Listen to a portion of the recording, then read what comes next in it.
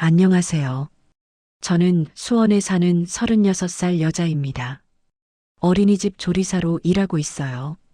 결혼한 지는 4년 됐고, 아직 아이는 없습니다. 난임이라 병원 다니면서 천천히 준비 중이에요. 오늘 제가 들려드릴 이야기는요, 시어머니와 시누이, 그리고 먹는 걸로 사람을 줄 세우는 시댁 문화에 관한 겁니다. 제 직업이 직업이다 보니 늘 남들 밥 챙겨주는 입장인데 정작 제 밥은 결혼하고 나서 시댁에서 제일 못 대접받았거든요. 시어머니는 동네에서 꽤 유명한 반찬 가게를 운영하십니다. 내 손맛이 동네를 먹여 살린다가 입버릇이에요. 처음 시댁에 인사 갔을 때도 그랬습니다. 우리 아들 어릴 때부터 내가 손수 반찬 해 먹여서 이렇게 멀쩡하게 컸지. 요즘 애들은 김치도 못 담근다며? 그렇게 웃으시길래 저는 그냥 그런가 보다 넘겼죠. 그때만 해도 몰랐습니다. 그게 시작이 될 줄은요. 결혼 준비할 때도 그랬어요. 예단 얘기가 나왔을 때였습니다. 우리 집은 원래 예단 안 챙기는 집안이야. 대신 반찬은 평생 책임져 줄게. 그게 더 값지지 않겠니? 시어머니가 그렇게 말씀하시더라고요. 처음엔 정말 고마운 줄 알았습니다. 반찬 걱정 없이 살 수 있다니 직장 다니는 저한테는 오히려 좋은 거 아닌가 싶었어요. 근데 결혼하고 나서 알았습니다. 그 반찬이라는 게 뭔지 말이에요. 일주일에 한 번씩 시댁에서 반찬을 싸왔는데요. 남편 회사 동료들이 싸오는 반찬통하고는 차원이 달랐습니다. 다른 집은 갈비찜, 불고기, 새우튀김 이런 게 들어있던데 제 통에는 멸치볶음, 시금치나물, 김치 정도만 들어있었어요. 그것도 양이 진짜 적었습니다. 어머님, 혹시 고기 반찬도 조금만 넣어주실 수 있을까요? 한 번은 조심스럽게 여쭤봤어요. 그랬더니 돌아온 대답이 뭔지 아세요? 아이고, 너희는 젊으니까 나물이랑 김치만 먹어도 살쪄. 고기는 우리 아들이 체력 쓰는 일하니까 더 필요한 거야. 그리고 너는 어린이집에서 남는 반찬 많이 싸온다며? 거기서 실컷 먹으면 되지. 그 말을 들으면서 가슴 한쪽이 서늘해지는 걸 느꼈습니다. 저도 남편만큼 일하고 남편만큼 피곤한데 말이에요. 근데 왜 제 밥상은 이렇게 초라해야 하는 걸까요? 더 황당한 건요, 시누이 얘기였습니다. 시누이는 저보다 3살 많고 대기업 다니는 커리어 우먼이에요. 결혼은 안 했고 혼자 살죠. 어느 날 남편이 시누이 집에 놀러 갔다가 왔는데 제게 이런 말을 하더라고요. 누나 냉장고 봤더니 엄마가 갖다 준 반찬이 엄청 많던데. 갈비찜, LA 갈비, 삼겹살 수육까지 있더라. 우리 집이랑은 완전 다르던데? 그 순간 뭔가 확 깨달았습니다. 이게 차별이구나. 며느리랑 딸의 차이구나. 저는 그냥 조용히 참았어요.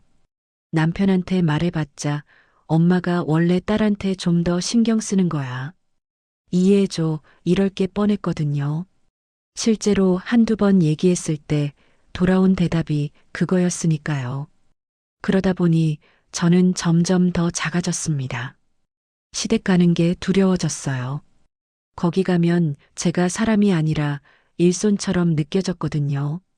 밥 먹을 때도 제 앞에만 반찬이 없고 일할 때는 제 손만 바쁘고 칭찬받을 때는 제 이름만 빠지고 어린이집에서는 제가 만든 밥을 아이들이 너무 맛있다고 먹어요. 원장 선생님도 지연 선생님 손맛 때문에 우리 원 입소문 난다고 칭찬해 주시죠. 근데 시댁에서는 제 솜씨가 형편없다는 식으로 얘기하십니다. 이게 무슨 간이야? 너 요리 제대로 배우긴 한 거니? 이런 말을 서슴없이 하세요. 그럴 때마다 생각했습니다. 나는 대체 이 집에서 어떤 존재일까? 며느리일까? 일당일까?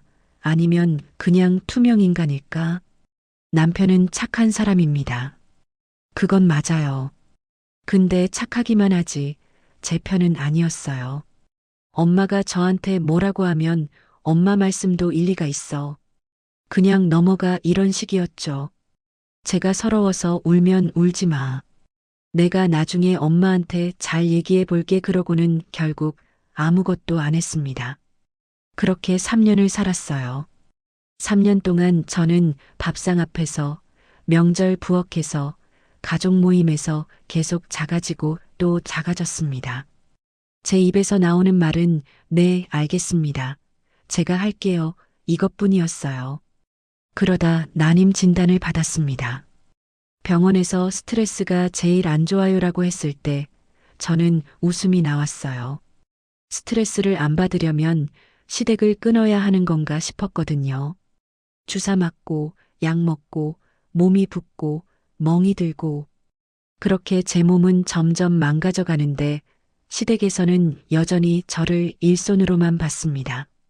지연아, 이번 주말에 김장 담그는데 와야지. 내가 힘이 좋으니까 배추 절이는 거 내가 해줘야 해. 저는 그때마다 대답했어요. 네, 알겠습니다.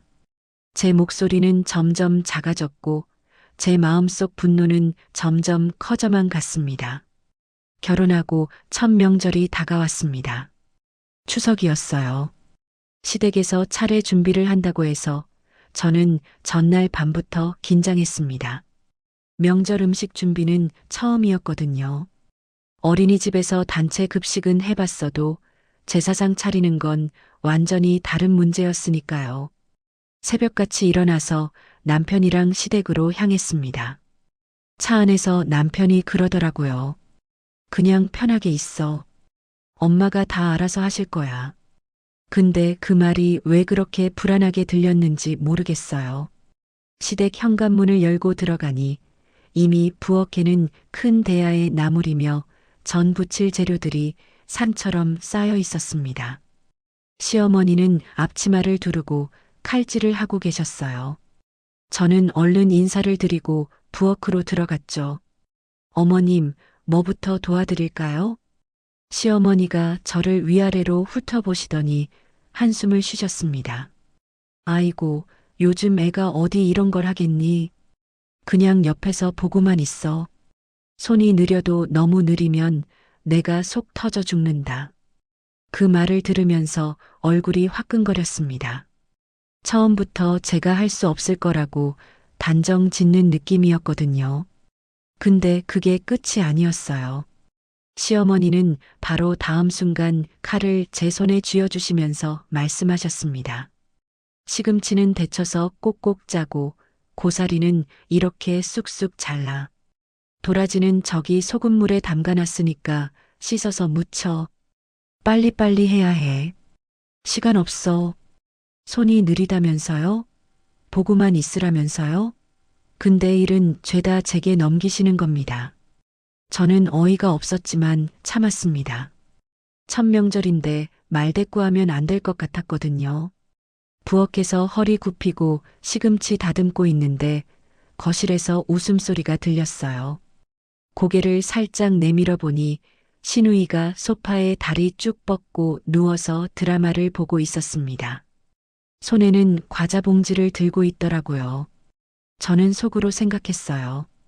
시누이도 딸인데 같이 부엌일 거들어야 하는 거 아닌가. 근데 아무도 시누이한테 뭐라고 하지 않았습니다. 남편은 아버지랑 거실에서 텔레비전 보고 있고 시어머니는 저한테만 이것저것 지시하고 계셨죠. 1시간쯤 지났을까요? 제 허리는 이미 끊어질 것 같았습니다. 계속 앞으로 숙인 자세로 채소 다듬고 나물 무치고 전 반죽하고 그랬거든요. 손목도 아팠어요. 고사리를 계속 손으로 찢다 보니 손가락 마디마디가 욱신거렸습니다. 그때 시누이가 부엌 쪽으로 걸어왔어요. 물 한 잔 따라 마시더니 저를 보면서 이렇게 말했습니다. 올케 언니 힘들지? 나도 좀 도와야 하는데 내가 어제 야근해서 몸살 기운이 있네. 미안. 미안하다는 말만 하고는 다시 소파로 돌아가더라고요. 그 뒷모습을 보면서 정말 기가 막혔습니다. 미안하면 손이라도 좀 보태든가 아니면 최소한 설거지라도 해주든가 해야 하는 거 아닌가요? 그런데 더 놀라운 건 시어머니의 반응이었습니다. 시누이가 소파로 돌아가자마자 시어머니가 제 옆에서 작은 목소리로 속삭이셨거든요. 야, 너는 원래 체질이 약해. 너까지 쓰러지면 누가 벌어오니? 그리고 며느리가 있어도 내가 나서서 일하면 그건 며느리 망신이야. 저는 귀를 의심했습니다. 지금 제가 제대로 들은 건가요? 며느리 망신이라니요. 그럼 지금 제가 여기서 혼자 고생하는 건 며느리로서 당연한 일이라는 건가요? 웃어야 할지 울어야 할지 정말 모르겠더라고요. 손에 들린 칼이 떨렸습니다. 화가 나서요. 분해서요. 근데 참았어요. 꾹 눌러 담고 입 다물고 그냥 시키는 일만 했습니다. 점심 준비가 끝나고 차례상을 차릴 시간이 됐습니다. 무거운 제기들을 나르는 것도 제 몫이었어요. 시어머니는 지휘만 하셨습니다. 그건 거기 아니고 여기. 생선은 머리가 동쪽으로 가야지. 아이고, 요즘 애들은 이런 것도 모르나. 저는 땀을 뻘뻘 흘리면서 제기를 옮기고 음식을 담고 상을 차렸습니다. 남편은 어디서 뭐 하나 싶어서 보니까 아버지랑 거실에서 차나 마시고 앉아 있더라고요. 제가 이렇게 죽어라 일하는데 말이에요. 드디어 차례를 지냈습니다. 절하고 술 따르고 다시 절하고 그 과정도 정신없었어요. 제대로 하고 있는 건지 모르겠더라고요. 시어머니 눈치만 보면서 따라했습니다. 차례가 끝나고 나서 음복을 했습니다. 차례상에 올렸던 음식들을 내려서 다 같이 먹는 거죠. 그때서야 저도 좀 앉을 수 있었어요. 다리가 후들거렸습니다. 아침부터 지금까지 서 있었으니까요. 그런데 밥상이 차려지는 걸 보면서 또 한 번 충격을 받았습니다. 남편 자리에는 갈비랑 생선이 수북하게 놓였어요. 시누이 자리에도 마찬가지였습니다. 근데 제 자리는요. 김치랑 나물 몇 가지가 전부였습니다. 저는 조심스럽게 시어머니를 쳐다봤어요. 혹시 깜빡하신 건가 싶어서요. 근데 시어머니는 아무렇지도 않은 표정으로 자기 자리에 앉으시더라고요. 시아버지가 술잔을 드시면서 말씀하셨습니다. 수고했어, 다들. 오늘 음식 잘 먹었다. 남편도 거들었죠. 어머니 음식은 역시 최고예요. 시누이도 한마디 했습니다. 엄마, 이 갈비 진짜 맛있어. 제 얘기는 아무도 안 했습니다. 제가 아침부터 지금까지 뭘 했는지 누구도 관심 없는 것 같았어요. 저는 그냥 김치만 집어서 밥에 얹어 먹었습니다. 입맛이 없었거든요. 밥을 먹는 내내 제 자리는 정말 초라했어요. 다른 사람들은 고기 씹는 소리가 들렸는데 저는 김치 씹는 소리밖에 안 났습니다. 남편이 고개를 돌려서 제 그릇을 보더니 살짝 미안한 표정을 지었어요. 근데 그게 끝이었습니다. 자기 갈비를 제 그릇에 덜어주지도 않았어요. 식사가 끝나고 설거지가 기다리고 있었습니다. 당연히 제 몫이었죠. 시누이는 또 소파에 누워서 핸드폰 보고 있었고요. 설거지를 하면서 계속 눈물이 났습니다. 화가 나서 그런 건지 서러워서 그런 건지 저도 잘 모르겠더라고요. 싱크대 앞에서 그릇을 닦으면서 생각했습니다. 이게 정상인가? 이게 며느리가 해야 할 일인가? 왜 저만 이렇게 힘든 건가? 다른 집 며느리들도 다 이런가? 설거지를 다 끝내고 나니 오후 3시가 넘었어요. 아침 6시부터 시작했으니까 9시간 동안 쉬지 않고 일한 겁니다. 제 다리는 풀려서 바닥에 주저앉고 싶을 정도였어요. 그때 시어머니가 부엌으로 들어오셨습니다. 지연아, 수고 많았다. 그래도 첫 명절치고는 괜찮았어. 다음부터는 더 잘할 수 있겠지? 수고했다는 말은 해주시는데 왜 그렇게 공허하게 들렸는지 모르겠습니다. 제대로 된 밥 한 끼 못 먹고 하루 종일 일만 하고 그런데 고작 받는 말이 다음번엔 더 잘하라는 거였어요. 저는 그냥 고개를 끄덕였습니다. 네, 어머님. 감사합니다. 그렇게 대답하고는 화장실로 갔어요. 거기서 참았던 눈물을 쏟아냈습니다. 소리 죽여서 울었어요.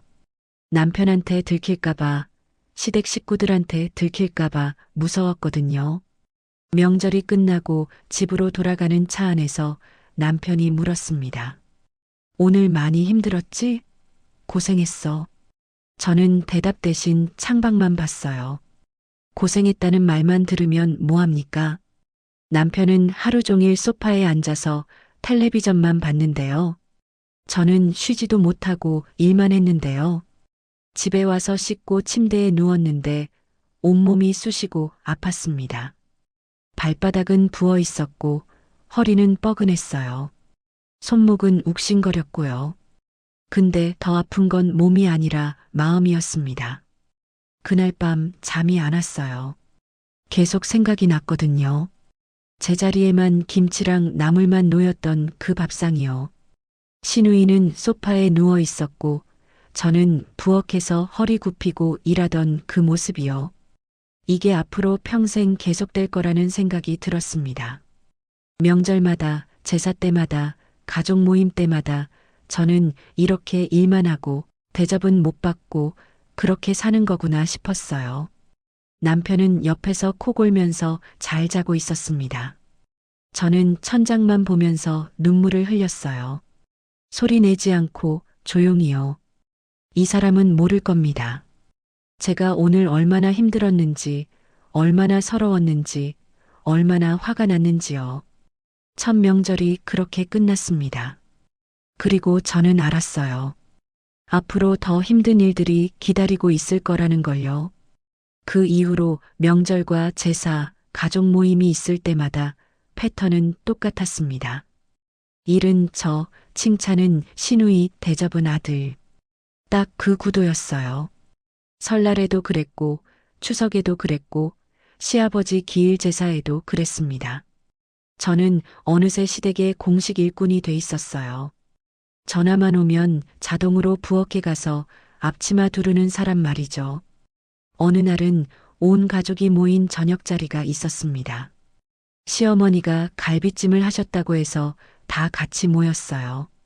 저도 오후에 일찍 퇴근해서 갔죠. 도착하니까 이미 음식 냄새가 집 안가득 퍼져 있었습니다. 부엌에 들어가니 시어머니가 큰 냄비에서 갈비찜을 꺼내고 계셨어요. 윤기가 자르르 흐르는 갈비가 정말 맛있어 보였습니다. 냄새만 맡아도 침이 고이더라고요. 저는 점심도 거르고 온 터라 배가 엄청 고팠거든요. 어머님, 뭐 도와드릴 게 있을까요? 아니야, 거의 다 됐어. 저기 테이블에 가서 앉아 있어. 저는 거실 테이블로 갔습니다. 남편은 벌써 와 있었고, 시누이도 소파에 앉아서 텔레비전을 보고 있었어요. 시아버지는 신문을 보고 계셨고요. 잠시 후 시어머니가 큰 접시에 갈비찜을 담아서 나오셨습니다. 김이 모락모락 나는 게 정말 먹음직스러웠어요. 고기가 부드럽게 익어서 젓가락으로만 툭 건드려도 살이 분리될 것 같았습니다. 시어머니가 국자로 갈비를 푸기 시작하셨어요. 제일 먼저 남편 그릇이었습니다. 우리 아들은 고기 많이 먹어야지. 또 언제 이렇게 잘해주나. 남편 그릇에 갈비 3덩어리가 들어갔어요. 고기가 두툼한 것들로만 골라서 넣으시더라고요. 감자랑 당근도 듬뿍 담아주셨습니다. 너도 먹어라, 딸. 요즘 회사에서 야근 많이 한다며? 시누이 그릇에도 갈비 2덩어리가 들어갔어요. 살이 많이 붙은 좋은 부위였습니다. 시누이가 좋아하는 당근도 따로 더 얹어주시더라고요. 그 다음이 제 차례였습니다. 저는 기대하는 마음으로 제 그릇을 시어머니 쪽으로 살짝 밀었어요. 근데 시어머니가 국자로 건져 올린 건 감자 2개랑 당근 1조각이 전부였습니다. 고기는요? 한 점도 없었어요. 저는 처음엔 실수인 줄 알았습니다. 그래서 가만히 기다렸죠. 혹시 다음에 주시려나 싶어서요. 근데 시어머니는 그대로 자기 자리로 가셨어요. 제 그릇을 다시 보지도 않으시고요. 식탁에 앉아서 다른 사람들 그릇을 봤습니다. 남편은 갈비 3덩어리에 감자까지 수북했고 시누이는 갈비 2덩어리에 당근이 가득했어요. 시아버지랑 시어머니 그릇에도 갈비가 2덩어리씩 들어 있었습니다. 제 그릇만요. 감자 2개, 당근 1조각. 그게 전부였어요. 저는 웃어야 할지 울어야 할지 몰랐습니다. 이게 진짜 현실인가 싶었거든요. 같은 테이블에 앉아서 같은 음식을 나눠 먹는데 저만 이렇게 차별당하는 게 말이 되나요? 남편 옆에 앉아서 조용히 속삭였어요. 여보, 나는 고기가 하나도 없는데. 남편이 제 그릇을 힐끗 보더니 난처한 표정을 지었습니다. 근데 아무 말도 안 했어요. 그냥 자기 갈비를 입에 넣더라고요. 제 얘기는 들은 척도 안 했습니다. 저는 참다 못해 농담처럼 말했어요. 분위기를 깨고 싶지 않았거든요. 어머님, 저는 고기 없이도 잘 살아서 그런가 봐요? 그랬더니 시어머니가 대답하셨습니다. 너는 어린이집에서 맨날 반찬 남는 거 싸우잖아. 거기서 좋은 것들 많이 먹을 텐데 뭘 또 먹어? 그 말을 듣는 순간 귀를 의심했습니다. 제가 직장에서 남는 반찬 싸운다고요? 그러니까 집에서는 굳이 고기 안 줘도 된다고요? 더 기가 막힌 건 다음 행동이었어요. 시어머니가 제 접시에 있던 감자 1개를 슬쩍 집으시더니 남편 그릇으로 밀어 넣으시는 겁니다. 우리 아들은 감자도 좋아하니까. 지연이는 당근이 더 좋지? 저는 할 말을 잃었습니다. 제 것마저 빼앗아 가시는데 뭐라고 항의해야 할지 몰랐어요. 테이블 위는 고요했습니다. 남편도 시누이도 시아버지도 아무 말이 없었어요. 마치 이게 당연한 것처럼요. 저는 그냥 숟가락을 들었습니다. 감자 1개랑 당근 1조각으로 밥을 먹었어요. 다른 사람들은 갈비 씹는 소리가 났지만 저는 감자만 으깨서 밥에 비벼 먹었습니다. 목구멍으로 넘어가지가 않더라고요. 식사가 끝나고 남은 갈비찜을 정리할 시간이 됐습니다. 명절 끝날 때처럼 포장 타임이 시작된 거죠. 시어머니가 부엌에서 락엘락 통들을 줄줄이 꺼내 오셨어요. 자, 이제 남은 거 나눠 가져가야지. 시어머니는 갈비가 제일 많이 남은 통을 시누이 앞에 놓으셨습니다. 이건 우리 딸 거. 너 혼자 사니까 반찬 없잖아. 이거 가져가서 며칠 먹어. 시누이가 좋아하면서 통을 받았어요. 고기가 5덩어리는 들어 있었습니다. 감자랑 당근도 수북했고요. 그 다음은 시아버지 동생 댁으로 보낼 거라며 또 큰 통에 갈비를 담으셨습니다. 거기에도 고기가 4~5덩어리 들어갔어요. 남편한테도 통 하나를 주셨습니다. 이건 너희 집 거. 내일 아침에 데워 먹으면 돼. 남편이 고맙다며 통을 받아들었죠. 저는 그 통을 보면서 생각했어요. 저도 그 집 사람인데 왜 남편한테만 주시는 걸까요? 마지막으로 제 쪽으로 오셨습니다. 손에 드신 건 제일 작은 통이었어요. 열어보니 김치랑 멸치볶음이 조금 들어 있었습니다. 너네 집은 냉장고 작잖아. 이거 김치랑 멸치볶음 조금만 가져가. 어차피 둘이 살면서 뭘 그리 많이 먹니? 저는 그 작은 통을 받아들었습니다. 무게가 거의 나가지 않았어요. 시누이가 받은 통은 무거워서 2손으로 들어야 했는데 제 통은 한 손으로도 가뿐했습니다. 집으로 돌아오는 차 안에서 저는 남편한테 말했습니다. 여보, 오늘 너무하지 않았어? 나만 고기 하나도 안 주시고. 남편이 한숨을 쉬더니 대답했어요. 그냥 참아. 엄마 원래 저런 스타일이야. 근데 시누이는 고기 2덩어리나 받았잖아. 나는 감자 하나밖에 못 먹었어. 엄마가 딸한테 좀 더 챙겨주는 거야. 그래도 너 반찬 챙겨준다고 애쓰시는 거잖아. 저는 더 이상 말하지 않았습니다. 말해봤자 소용없다는 걸 알았거든요.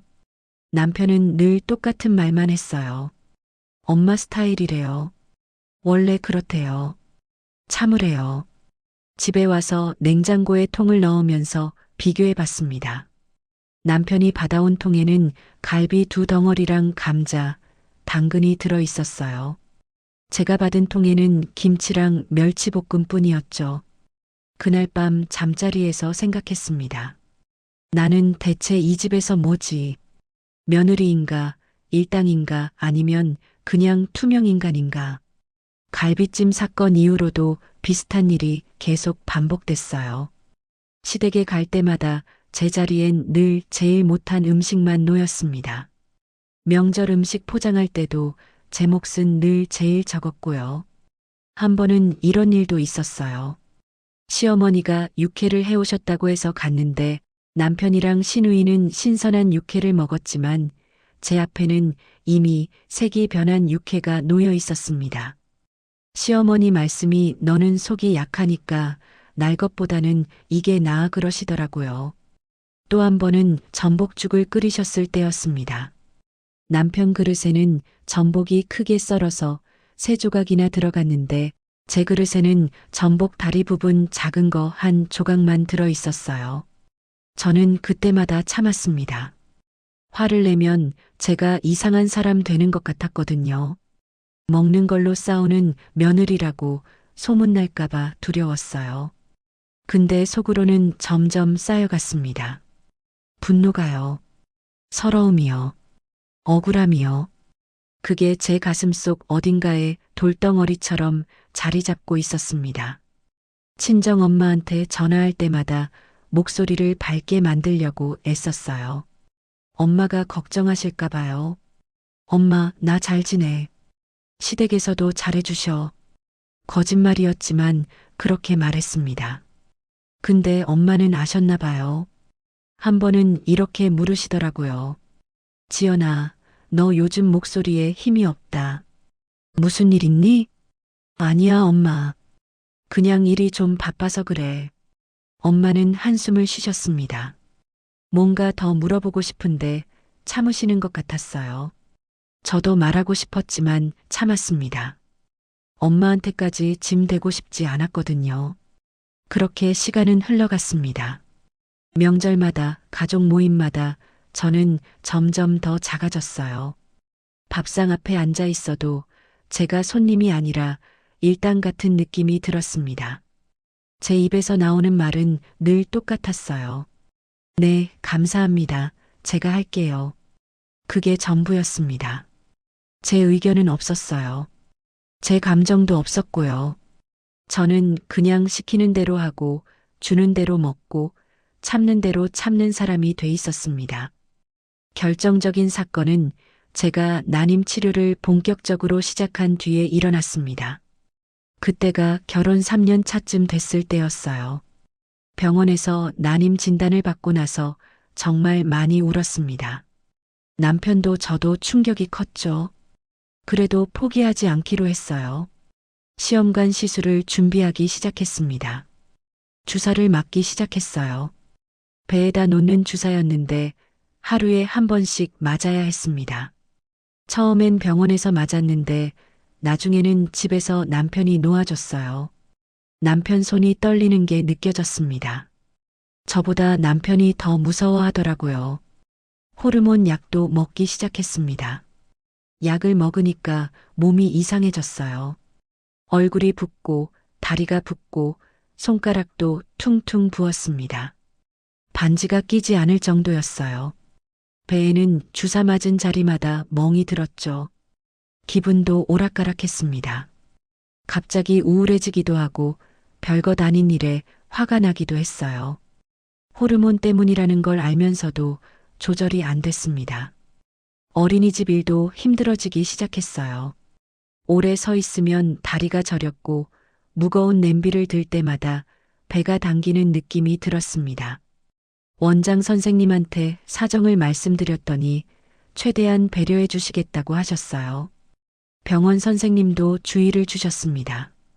지연 씨, 요즘은 마음 편히 쉬는 게 제일 중요해요. 무리하게 서 있거나 과로하지 마시고요. 스트레스도 최대한 피하세요.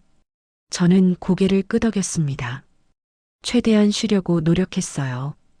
퇴근하고 집에 오면 바로 누워서 쉬었고 주말에도 집에서 조용히 보냈습니다. 그런데 그 주에 시댁에서 연락이 왔습니다. 시아버지 기일 제사를 지낸다는 거였어요. 지연아, 이번 제사는 꼭 와야 한다. 내가 제사상 차리기 시작한 첫 해야. 그게 다 인연이야. 시어머니 목소리가 전화기 너머로 들려왔습니다. 저는 난감했어요. 몸 상태가 안 좋은데 어떻게 가서 일을 하나 싶었거든요. 어머님, 제가 이번 주에 시술이 잡혀 있어서요. 병원에서는 최대한 쉬라고 해서요. 조심스럽게 말씀드렸습니다. 근데 돌아온 대답은 예상과 달랐어요. 아이 참, 제사 준비하다 보면 생각도 덜 나고 더 좋아진다. 몸 움직이는 게 오히려 약이야. 너 거기 누워만 있어도 되니까 와. 엄마가 수육도 푸짐하게 해줄게. 전화를 끊고 나서 한참을 고민했습니다. 가야 하나 말아야 하나. 남편한테 물어봤더니 남편도 난처한 표정이었어요. 엄마가 저렇게까지 말씀하시는데 한 번만 가주면 안 될까? 다음부터는 내가 혼자 갈게. 결국 갔습니다. 몸이 안 좋은데도 시댁으로 향했어요. 차 안에서 배를 계속 만졌습니다. 아직 아무것도 없는 배였지만 자꾸 신경이 쓰였거든요.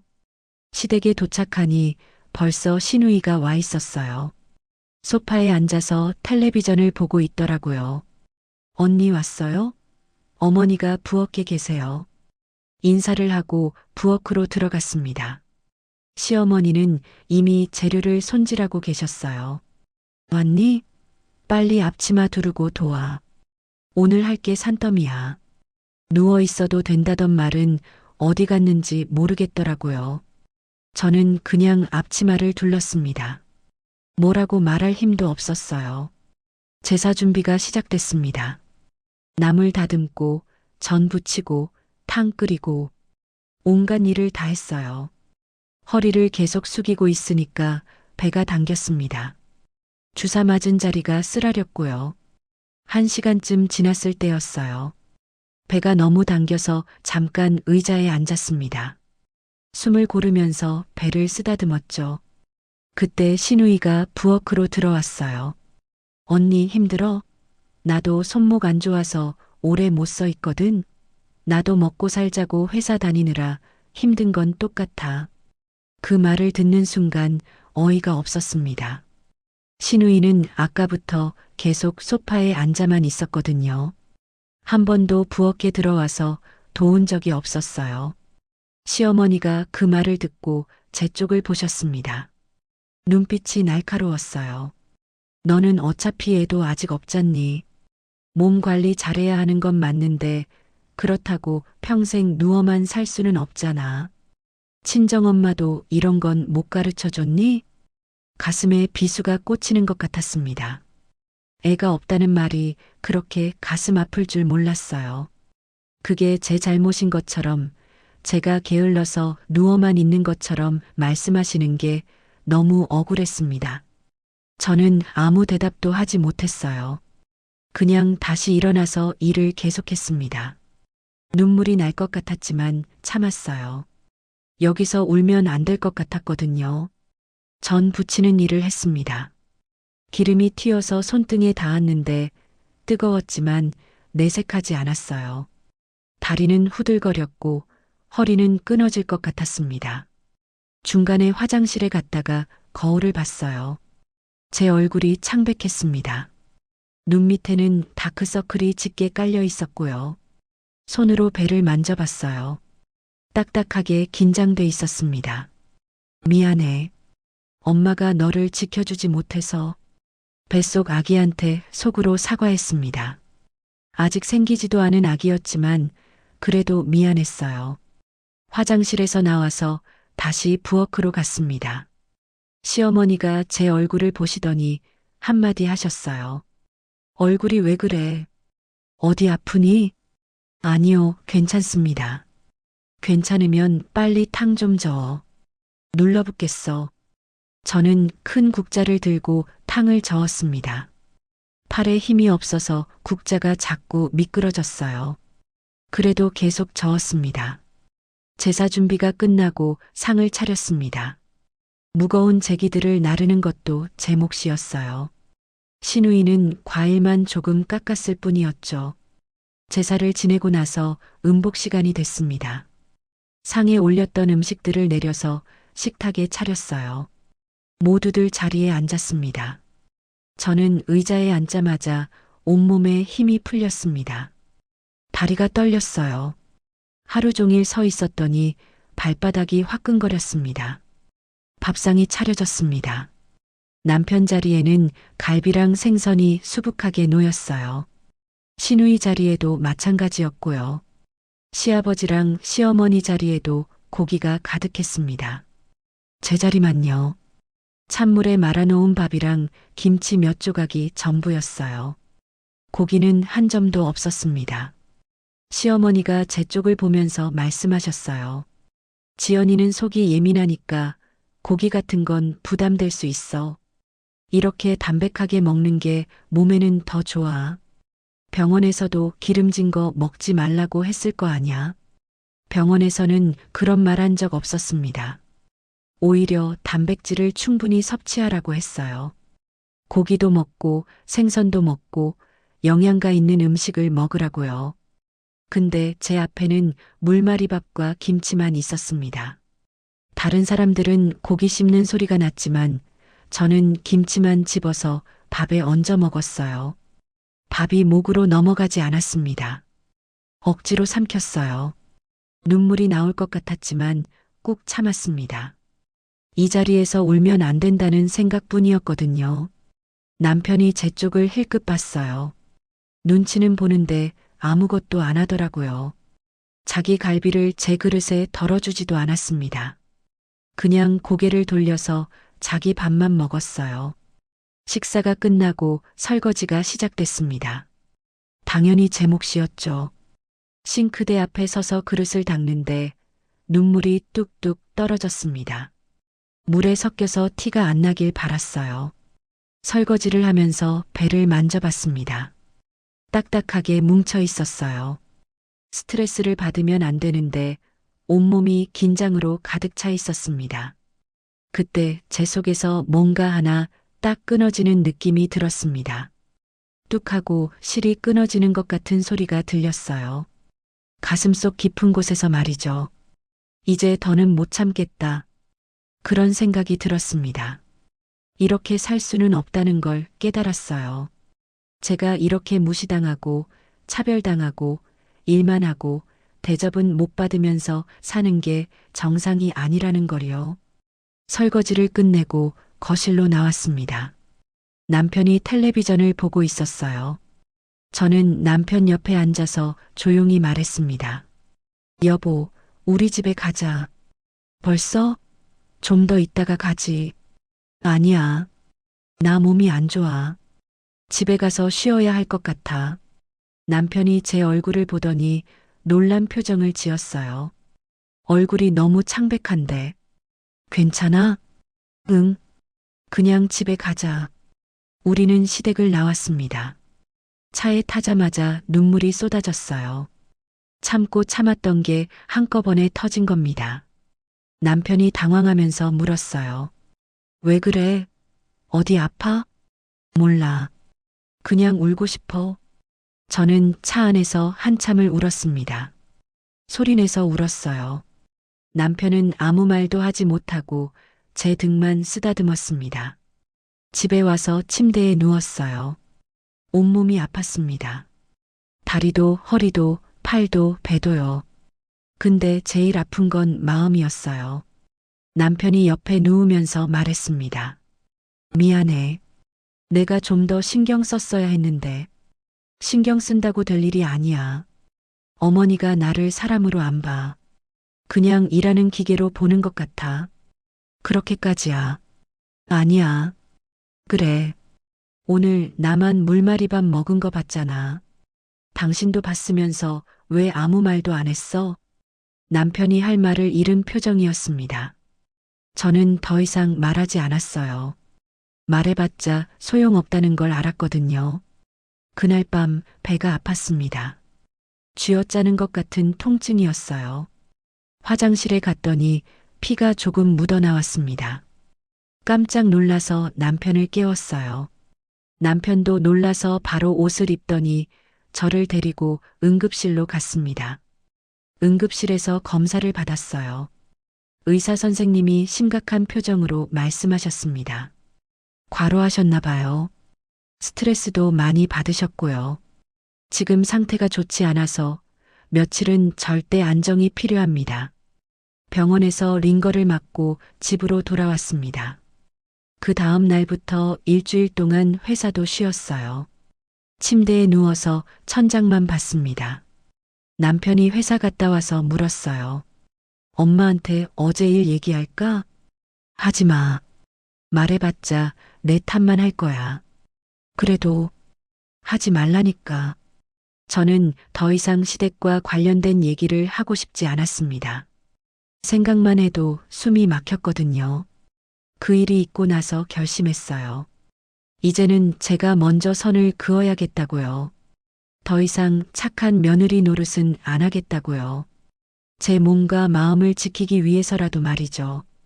그때 제 안에서 뭔가 단단해지는 걸 느꼈습니다. 더 이상 참지 않겠다는 각오 같은 거였어요.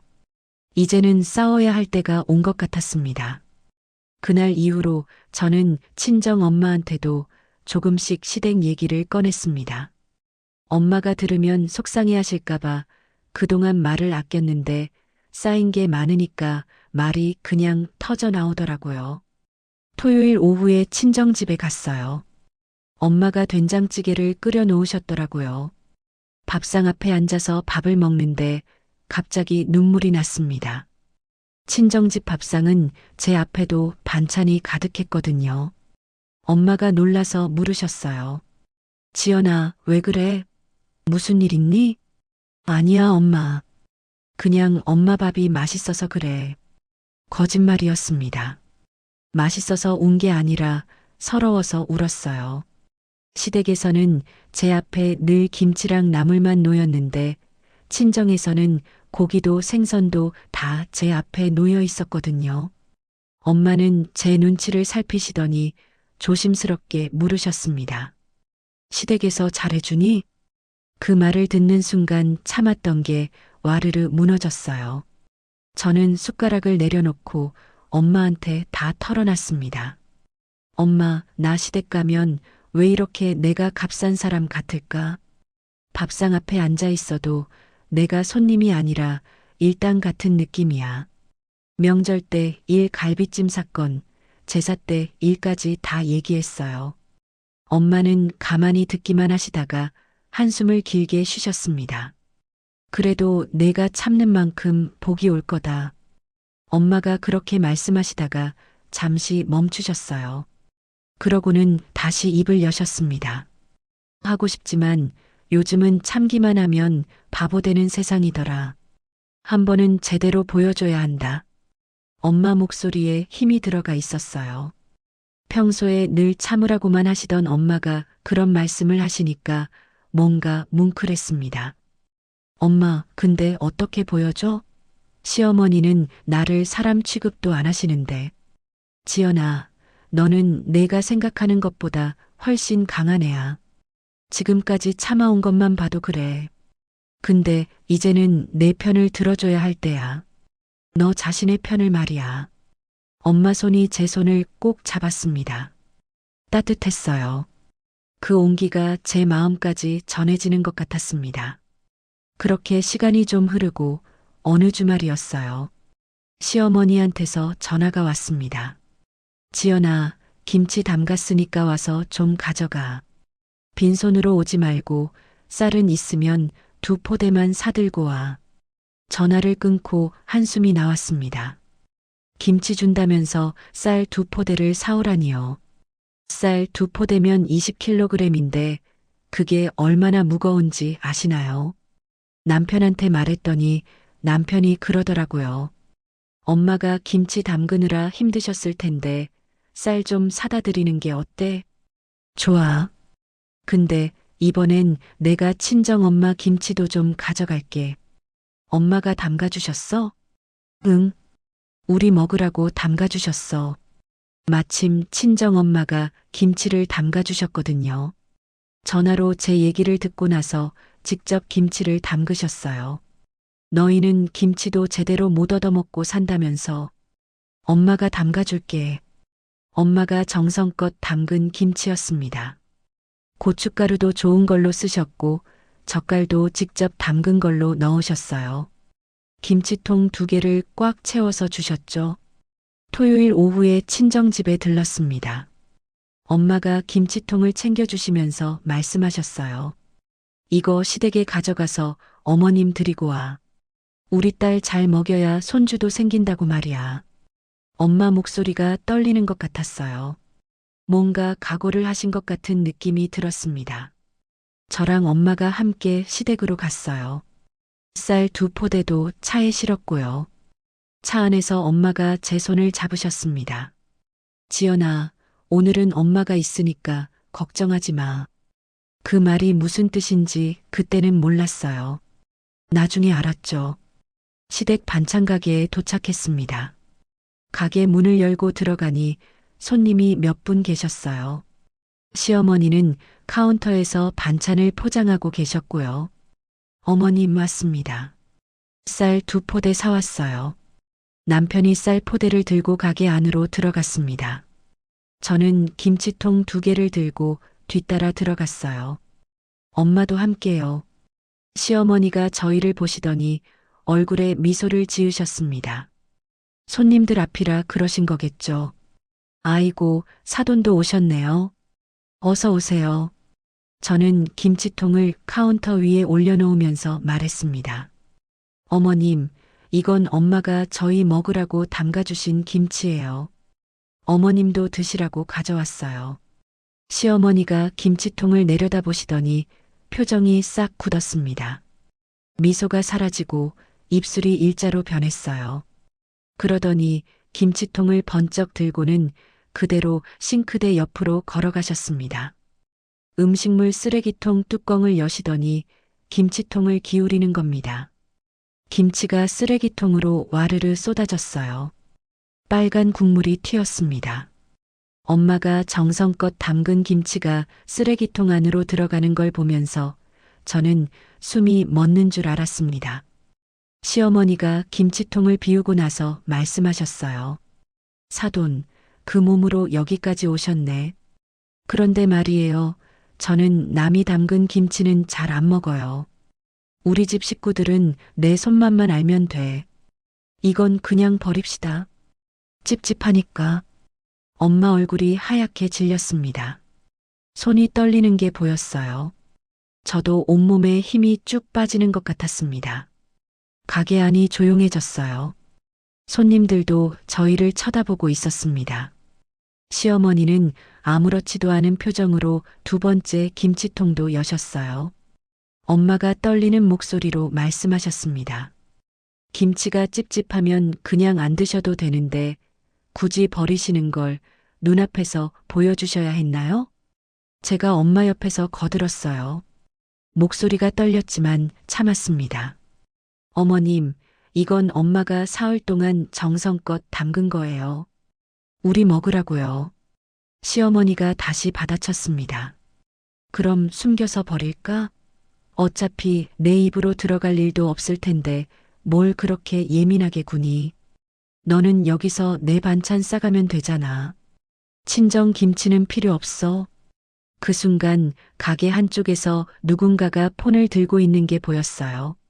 마스크를 쓴 젊은 여자분이었습니다. 조용히 영상을 찍고 있더라고요. 저는 그걸 봤지만 신경 쓸 여유가 없었어요. 엄마가 너무 불쌍해 보였거든요. 엄마는 지갑에서 봉투 하나를 꺼내셨습니다. 그러고는 카운터 위에 올리셨어요. 이건 오늘 여기서 반찬 사 먹을 돈이에요. 우리 딸 여기 반찬도 맛있다고 하더라고요. 엄마 목소리가 가라앉아 있었습니다. 화가 나셨지만 참고 계신 게 느껴졌어요. 근데 앞으로는 안 와도 되겠네요. 사람 마음까지 버리는 집 반찬은 아무리 맛있어도 제겐 쓰레기라서요. 엄마가 돌아서서 가게 문을 열고 나가셨습니다. 저는 엄마를 따라갔어요. 남편도 황급히 뒤따라왔고요. 차에 타자마자 엄마가 우셨어요. 소리 내지 않고 조용히 우셨습니다. 어깨가 떨리는 게 보였어요. 저도 울었습니다. 엄마 손을 꼭 잡고 함께 울었어요. 남편은 운전석에 앉아서 아무 말도 하지 못했습니다. 친정집까지 가는 내내 아무도 말이 없었어요. 엄마는 창밖만 보고 계셨고 저는 엄마 손을 잡고 있었습니다. 친정집 앞에 차를 세우고 엄마를 모셔다 드렸어요. 엄마가 차에서 내리시면서 말씀하셨습니다. 지연아, 너는 잘못한 게 하나도 없어. 기억해. 내가 잘못한 게 아니야. 그 말을 하시고는 집 안으로 들어가셨어요. 뒷모습이 그렇게 작아 보일 수가 없었습니다. 차 안에서 남편이 한참 만에 입을 열었어요. 지연아, 미안해. 내가 엄마한테 말할게. 말해서 뭐해. 이미 엎질러진 물이야. 우리 엄마 마음은 어떻게 할 건데. 그래도는 무슨. 당신 엄마가 우리 엄마한테 한 짓 받잖아. 그게 사람이 할 짓이야? 저는 남편한테 화를 냈습니다. 처음으로 목소리를 높였어요. 남편은 할 말을 잃은 표정이었습니다. 집에 와서도 화가 풀리지 않았어요. 엄마 얼굴이 자꾸 생각났습니다. 하얗게 질린 엄마 얼굴, 떨리던 엄마 손, 조용히 우시던 엄마 모습이요. 그날 밤 잠이 오지 않았습니다. 눈을 감으면 김치가 쓰레기통으로 쏟아지는 장면이 떠올랐어요. 시어머니가 김치통을 기울이던 그 손길이요. 이제는 정말 끝이다. 그런 생각이 들었습니다. 더 이상 참을 수 없다는 걸 확실히 깨달았어요. 이건 단순히 저만의 문제가 아니었습니다. 우리 엄마까지 모욕당한 거였으니까요. 다음 날 아침 친정 엄마한테 전화를 드렸어요. 엄마 괜찮으세요? 응. 엄마는 괜찮아. 너는? 저도 괜찮아요. 엄마 죄송해요. 너는 왜 미안해하니? 내가 잘못한 게 뭐가 있어? 엄마 목소리는 평소처럼 담담했지만 저는 알았어요. 엄마가 얼마나 상처받으셨을지요. 전화를 끊고 나서 남편한테 말했습니다. 여보, 앞으로 시댁 행사에는 안 갈 거야. 명절도 제사도요. 지연아, 그렇게까지 하지 않아도. 그렇게까지 해야 해. 나는 이제 더 이상 못 참아. 당신 엄마가 우리 엄마한테 한 짓, 나는 평생 못 잊을 것 같아. 남편은 난처한 표정이었지만 결국 고개를 끄덕였습니다. 제 단호한 표정을 보고 더 이상 말리지 못한 거겠죠. 그날 이후로 저는 달라졌습니다. 더 이상 참지 않기로 했어요. 시댁에서 연락이 와도 받지 않았고 명절이 다가와도 시댁에 가지 않았습니다. 제 안에서 뭔가 단단해지는 걸 느꼈어요. 이제는 저를 지킬 때가 온 거였습니다. 그 일은 생각보다 빨리 돌아왔습니다. 일주일쯤 지나서 남편이 퇴근하고 집에 들어오더니 핸드폰을 제게 보여줬어요. 지연아, 이거 봐. 핸드폰 화면에는 동네 맘카페 게시글이 떠 있었습니다. 제목부터 눈에 확 들어오더라고요. 동네 유명 반찬 가게 사장의 민낯. 게시글을 눌러서 읽어봤어요. 글쓴이가 그날 가게에서 목격한 일을 자세히 적어놨더라고요. 며느리랑 친정엄마가 가져온 김치를 시어머니가 찝찝하다며 손님들 앞에서 바로 쓰레기통에 버렸다고요. 그 밑에는 영상도 첨부돼 있었습니다. 마스크 쓴 분이 찍은 그 영상이었어요. 화질은 좀 떨렸지만 소리는 또렷하게 들렸습니다. 저는 남이 담근 김치는 잘 안 먹어요. 우리 집 식구들은 내 손맛만 알면 돼. 이건 그냥 버립시다. 찝찝하니까. 시어머니 목소리가 그대로 녹음돼 있었어요.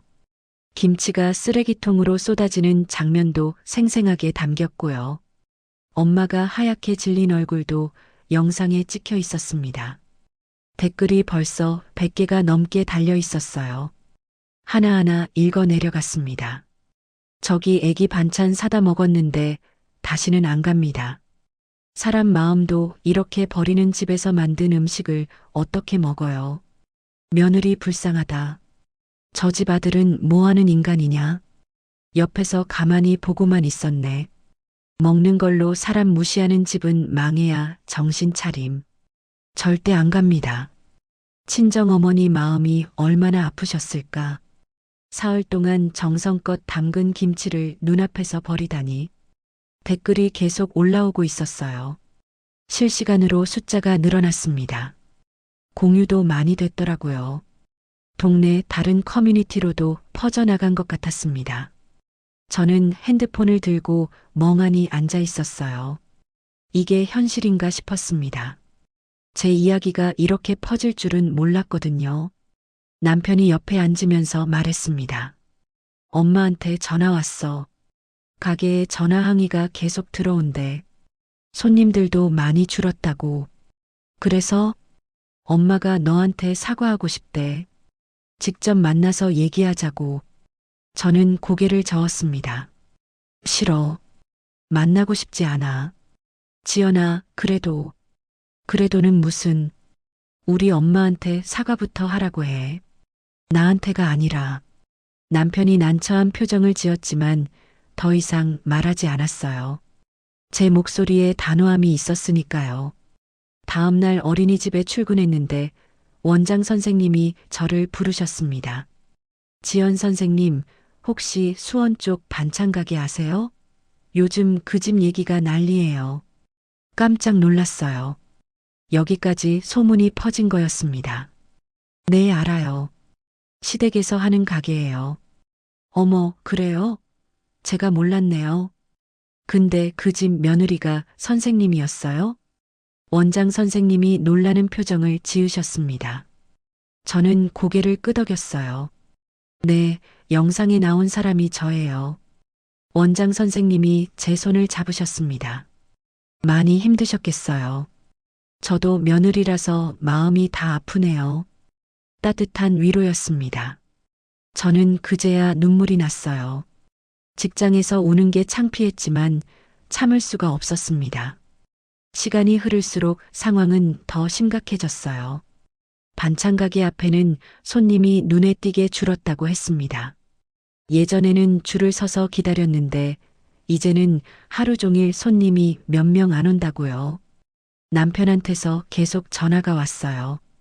시어머니가 정신이 없다고, 가게 매출이 반토막 났다고, 어떻게든 해결해야 한다고요. 엄마가 너무 힘들어해. 지연아, 한 번만 만나줘. 나도 힘들었어. 그동안 내가 얼마나 힘들었는데. 이제 와서 힘들다고 하면 내가 이해해줘야 돼?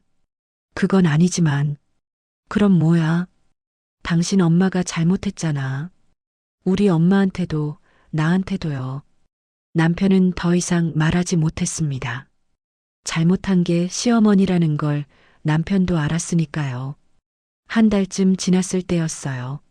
남편이 집에 들어오더니 심각한 표정으로 말했습니다. 지연아, 엄마가 가게 문 닫기로 하셨대. 뭐? 손님이 너무 없어서 더 이상 운영이 안 된대. 결국 2달 만에 문 닫게 됐어. 솔직히 말하면 복잡했습니다. 시원하기도 했고, 미안하기도 했고, 슬프기도 했어요. 그 가게가 시어머니 자랑이었는데 그게 이렇게 무너진 거잖아요. 근데 동시에 생각했습니다. 이건 제 잘못이 아니라고요. 시어머니가 평소에 잘하셨으면 이런 일이 없었을 거라고요. 가게 문 닫는 날 시어머니가 남편한테 연락했대요. 저를 따로 만나고 싶다고요. 저는 거절했습니다. 싫어. 만날 이유가 없어. 엄마가 사과하고 싶대. 그럼 전화로 하시든지. 굳이 만날 필요 없어. 남편이 한숨을 쉬었지만 저는 단호했습니다. 더 이상 시어머니 얼굴을 보고 싶지 않았거든요. 다음 날 시어머니한테서 직접 전화가 왔어요. 저는 한참을 망설이다가 전화를 받았습니다. 여보세요. 지연아, 나야. 시어머니 목소리가 들렸어요. 평소와는 달리 힘이 없었습니다. 네, 어머님. 오늘 가게 문 닫았어. 다 내 탓이다. 귀를 의심했어요. 사과한다면서요? 이게 무슨 사과예요? 내 탓이라고? 제가 뭘 잘못했는데요?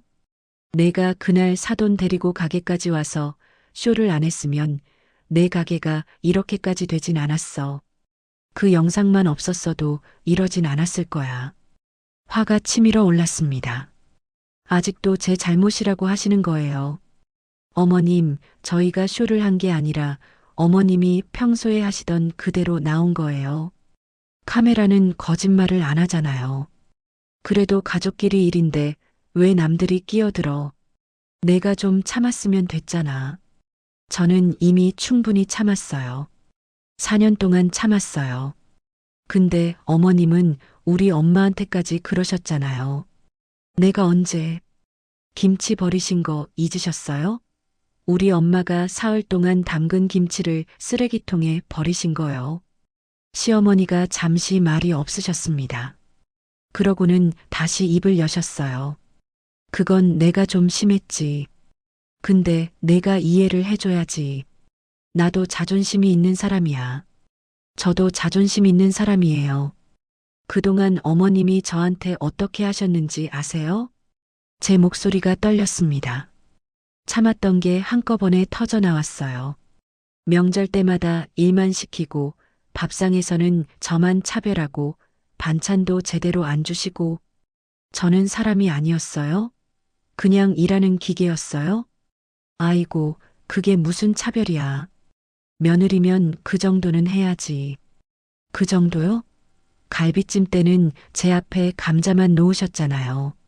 시누이는 고기 2덩어리, 남편은 3덩어리 받았는데 저는 감자 2개였어요. 너는 어린이집에서 좋은 거 많이 먹잖아. 그게 무슨 상관이에요? 집에서도 똑같이 대접받아야 하는 거 아니에요? 시어머니가 한숨을 쉬셨습니다. 알았어. 내가 잘못했어. 이제 됐지? 그러니까 내가 동네 사람들한테 해명 좀 해줘. 우리 가게가 그렇게 나쁜 곳이 아니라고. 저는 웃음이 나왔어요. 지금까지 한 말을 듣고도 저한테 해명을 하라고요? 싫어요. 저는 거짓말 못해요. 어머님이 잘못하신 거 맞잖아요. 지연아, 내가 이러면 우리 가족이 다 힘들어. 저도 힘들었어요. 4년 동안요. 근데 아무도 저한테 미안하다고 안 했어요. 전화를 끊었습니다.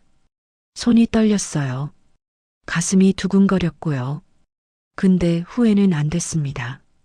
제대로 말해야 할 걸 말한 거니까요. 남편이 퇴근하고 집에 왔을 때 시어머니한테서 전화 온 얘기를 했어요. 남편이 놀란 표정을 지었습니다. 엄마가 아직도 그러셨어? 응. 다 내 탓이래. 내가 쇼를 해서 가게가 망했대. 남편이 소파에 주저앉더니 머리를 감싸쥐었습니다. 미안해, 지연아. 정말 미안해. 남편이 그날 처음으로 제 앞에서 울었습니다. 어깨가 떨리는 게 보였어요. 나는 맨날 내가 좀 예민한 줄 알았어. 엄마 말만 듣고 내 얘기는 제대로 안 들었어. 영상을 보고 나서야 알았어.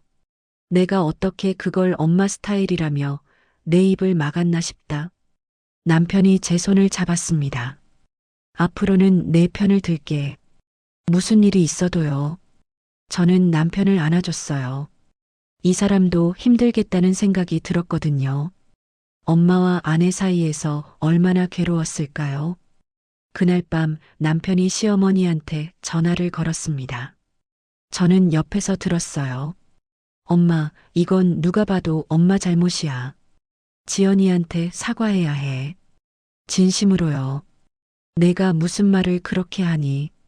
엄마, 이제부터는 우리 따로 살 거야. 명절이든 뭐든 지연이한테 더 이상 참으라는 말 안 할 거고요. 너 지금 엄마를 버리는 거니? 버리는 게 아니라 선을 긋는 거예요. 지연이가 더 이상 상처받지 않게요. 전화를 끊고 남편이 저를 봤습니다. 눈물이 났습니다. 이제야 제 편이 생긴 것 같았거든요. 지금 저는 남편과 작은 전세 아파트에서 살고 있습니다. 시댁 아파트나 반찬 가게보다는 훨씬 작지만 제 밥상 앞에서만큼은 제가 주인인 집이에요. 이사 온 첫날 남편이랑 둘이서 짜장면을 시켜 먹었어요. 작은 식탁에 마주 앉아서 먹는데 그렇게 편할 수가 없더라고요.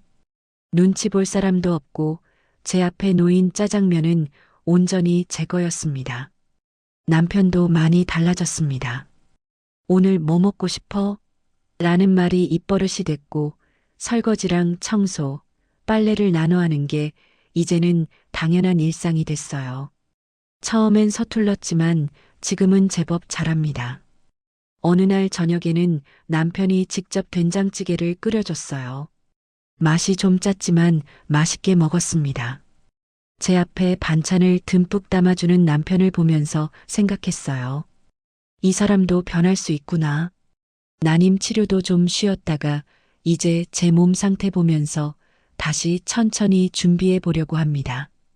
예전 같았으면 애를 가져야 며느리 대접받는다는 말에 쫓겼을 텐데 지금은 그런 생각이 많이 줄었어요. 아이는 저와 남편을 위해서 갖는 거지 누구한테 보여주려고 갖는 게 아니잖아요. 시누이 얘기도 들렸습니다. 남편이 시누이한테 전화했을 때 나눈 대화를 전해줬거든요. 이제는 내가 엄마 도와야지라는 말에 시누이가 뭐라고 했는지 아세요? 엄마, 우리 집은 차례 안 지내면 안 돼? 나 허리 아픈데 그랬다고요.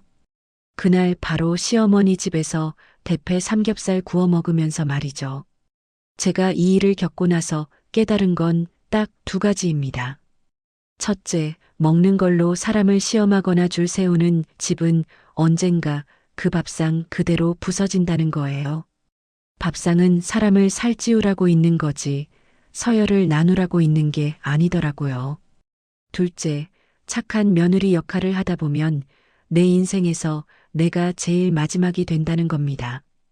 울면서라도 한 번은 싫다고 말해야 그때부터 비로소 진짜 대화가 시작되는 것 같아요. 지금도 시어머니와 완전히 연을 끊고 지내는 건 아닙니다. 가끔 안부 전화는 드려요. 시어머니도 예전처럼 반찬 가져가라는 말은 안 하시고요. 그냥 잘 지내니 물어보시는 정도예요. 다만 다시 예전처럼 돌아가지는 않을 겁니다. 제가 저 자신을 얼마나 소중히 여기는지 이제는 저부터 보여줘야 하니까요. 제가 저를 존중해야 남들도 저를 존중하더라고요. 긴 제 이야기 끝까지 들어주셔서 감사합니다. 여러분도 혹시 저처럼 밥상 앞에서 작아지고 있다면 한 번쯤은 내 편을 들어주는 나 자신을 위해서라도 선을 그어보셨으면 좋겠습니다. 참는 게 미덕이 아니라 나를 지키는 게 미덕인 세상이니까요.